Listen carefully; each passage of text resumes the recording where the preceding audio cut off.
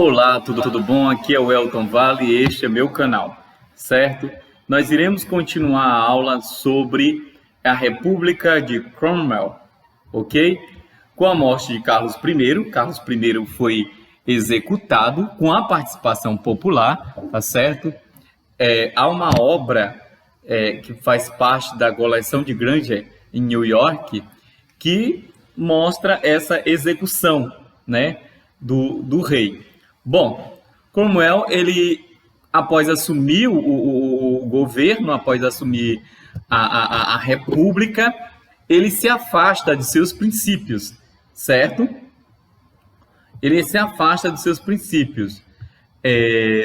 Mas mesmo assim foi importante, né, essa república dele para nós conhecermos essa Inglaterra que existe hoje, esse Reino Unido da Grã-Bretanha que tem hoje, certo? Com a morte de Carlos I, Cromwell contava com o apoio da maioria dos puritanos no exército e no parlamento. Extinguiu a monarquia e a Câmara dos Lordes, estabelecendo em 1649 a República, né? Essa República recebe o nome de Commonwealth, certo? Que hoje nós temos a Comunidade das Nações. Porém, isso não significa que a Inglaterra tenha sido instaurado uma república de forma democrática, né? Ele instaurou uma república, mas essa república ela não era democrática, certo? No início de seu governo, Cromwell enfrentou rebeliões de vários grupos que reivindicavam mudanças extremamente radicais, certo? Como a dos niveladores, que desejava participação política mais ampla e proteção das pequenas propriedades, os escavadores, que eram mais radicais e defendiam que a sociedade, com base na propriedade comum da terra, certo? Eles reivindicavam, né, com extrema força, a burguesia também, né, não concordava com os interesses desses grupos que acabaram sufocando Cromwell, além das derrotas radicais que ele teve, né, ele também foi extremamente, como é que eu posso falar para vocês? Ele foi extremamente cruel, né, em algumas de suas ações, certo? Essas rebeliões, ele sufocou, tá? Apesar dele também ser sufocado por elas, ele as sufocou, certo? Eliminou todas as estruturas feudais que existiam, legalizou a propriedade privada e o campo passou a produzir para o mercado, né? Então, assim, o camponês, ele, por outro lado, ele vai sofrer, né? Para assegurar a supremacia marítima inglesa, em 1651, ele decretou um conjunto de leis chamados Atos de Navegação. Por essas leis, somente navios ingleses poderiam sair ou entrar nos portos britânicos, bem como fazer o comércio marítimo das mercadorias da Inglaterra. Como o comércio naval, gente, ele era extremamente fundamental. A Grã-Bretanha é uma ilha, certo? Ele era extremamente fundamental para a economia inglesa. Esse sistema ele vai também criar um certo conflito com a Holanda, certo? Porque era outro país que, de fato, tinha navegação como fundamento de sua economia, né? Então, o que vai acontecer? A Holanda, né? Ela vai declarar guerra à Inglaterra, mas é derrotada, né? E dá caminho para que a Inglaterra se tornasse um grande potencial naval e econômico da Europa, né? E comercial da Europa. Até meados do século XIX, em 1850, ano que os atos das navegações atos de navegação foram revogados, a Inglaterra era a potência mais poderosa nesse campo, né? No campo marítimo, certo? Quando foi aprovada a nova Constituição, né, Cromwell recebe o título de Lorde Protetor da Inglaterra, né, da Grã-Bretanha, e foi eleito, então, um novo parlamento que acabou sendo dissolvido por ele mesmo em 1653. O governo dele se iniciou dessa forma autoritária, com o apoio do exército e da burguesia mercantil, tá? Então, assim, ele teve como pilar a burguesia e o exército, né? Ele não teve a participação do parlamento da mesma forma como a monarquia estava agindo, certo? Com relação às questões religiosas, o governo dele passou a perseguir católicos e anglicanos, confiscando inclusive até as terras.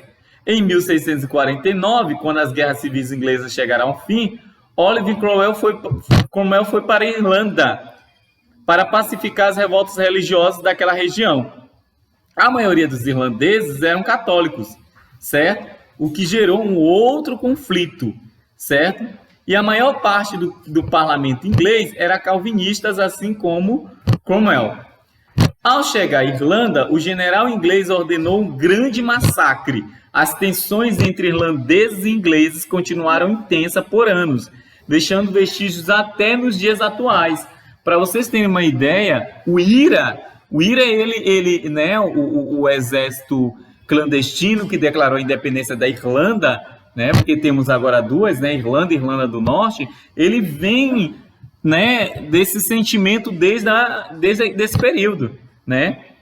Com a morte de Oliver Cromwell, em 1658, seu filho, Ricardo, assumiu o governo, mas ele ficou no governo por pouco tempo, pois, né, o exército e o parlamento restauraram a monarquia, entregando o trono para Carlos II, filho de Carlos I. Né? O autoritarismo de Cromwell não ficou muito aceito, né? Então, olha só o que vai acontecer, gente. Acontece que a famosa Revolução Gloriosa. Carlos foi coroado como rei da Inglaterra em 1660 e governou por 25 anos. No entanto, seus poderes estavam limitados pelos conselhos do parlamento, cujos representantes não desejavam o retorno da monarquia absolutista. Bom, Jaime II, que era seu irmão e sucessor católico, causou descontentamento entre os anglicanos. Após a morte de Carlos II, quem assume é o Jaime, né? Porque Carlos não deixa herdeiro, então quem assume é o Jaime, né? E Jaime, ele causa uma série de problemáticas, né? Então, olha só, Jaime II, seu irmão e sucessor, era católico e causou uma série de descontentamento entre os ingleses, escoceses também, né? E por parte da Irlanda. Em novembro de 1688, Guilherme de Orange, genro de Jaime, né, marido da filha de Jaime, liderou um exército para tomar o trono. Lembrando que a Holanda estava em conflito, né, já tinha um resquício do conflito com a Inglaterra, né? Não foi preciso derramar sequer um tipo de gota de sangue ali, né? Por quê, gente? Porque Jaime fugiu da Inglaterra para não ter o mesmo fim que seu pai, Carlos I. Por essa razão, os historiadores eles vão nomenclaturar essa revolução como Revolução Gloriosa. Então, Guilherme ele vai assumir o trono com a esposa, Maria Stuart, tá? Maria era filha de Jaime II. Quando a Revolução termina, o monarca Guilherme de Orange, rei dos Países Baixos, rei da Holanda, certo? Daquela região, e marido de Maria, filha de Jaime, assume o trono inglês. Em 1689, ele jura obedecer à Declaração dos Direitos, o Bill of Rights, um conjunto de leis elaborada pelo parlamento que assegurou a restrição sobre o poder do rei. Então, desde então, o rei não governa, o rei passa a reinar. Quem passa a governar no lugar do rei é o primeiro-ministro, que está ligado diretamente ao parlamento, certo? Então, essa mudança de poder, isso vai fazer também com que a Inglaterra venha a ser a liderança na primeira Revolução Industrial. Então, as revoluções gloriosas, elas vão contribuir. Outro ponto que vai contribuir para a Revolução Gloriosa é o pensamento de John Locke, né? O liberalismo político, que vai contribuir de forma significativa para esse movimento. Entre as leis que constavam para que o monarca seguisse, eram as seguintes: não obedecer, não desobedecer ou cancelar as leis parlamentares, reunir o parlamento anualmente, nomear inspetores para controlar suas contas, solicitar autorização do parlamento para dispor do exército, levar apreciação e aprovação da Assembleia assuntos como cobranças de impostos, veto ou censura. Para vocês terem uma ideia, os Estados Unidos ele também vai copiar isso para si, certo? Na sua declaração, para o presidente declarar uma guerra, ele precisa da aprovação do parlamento. O presidente não pode declarar uma guerra sem a aprovação do parlamento, né? E o Brasil ele vai ter isso também. O presidente ele não pode usar o exército sem a aprovação do parlamento.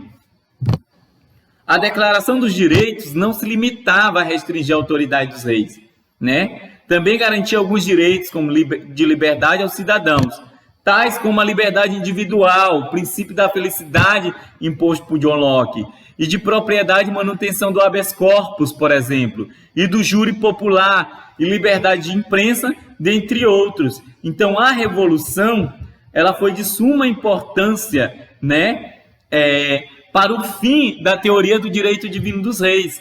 A Declaração de Direitos estabeleceu definitivamente a autoridade do parlamento na Grã-Bretanha, o qual conseguiu instaurar uma monarquia vista como monarquia constitucional. Tanto que Montesquieu, quando Montesquieu ele vai falar na França sobre a divisão dos três poderes, ele diz, olha, o melhor dos sistemas é o sistema inglês, monarquia constitucional, onde o rei ele obedece uma constituição, tá? Ele não é visto como divino. Esses resultados propiciaram do rei não ser visto como divino de um período de prosperidade econômica e equilíbrio político para a Inglaterra, pacificação dos conflitos religiosos e desenvolvimento econômico, né? E, claro, seria o grande pontapé para que a Inglaterra viesse a ser a potência, né, na Revolução Industrial, certo? Então, essa é a nossa aula por hoje, certo? Bom, eu espero, concluindo, né, a questão da Revolução Gloriosa, tá certo? Vamos lembrar, né, da importância dessa revolução para o mundo, tá ok? O grande destaque que foi o Oliver Cromwell, né, que ele se destacou de forma bastante precisa para a mudança histórica da Inglaterra, certo? Após sua morte, somente após sua morte, ele perde o poder. Então, imagine o respeito que esse homem tinha dentro da sociedade, ok? Então, gente, vamos lá. Na próxima aula, nós vamos ter uma atividade. Deixa o seu link, deixa o seu like, né? Sua curtida e estamos aí até a próxima atividade. Forte abraço a todos, Deus abençoe e é claro, como eu sempre digo, usem suas máscaras, tá bom? Eu estou sempre usando a minha, tá? Sempre usando a minha, então usem suas máscaras, protejam-se, certo? Deus abençoe cada um e sucesso. Até o próximo, o Elton Vale com a aula de História.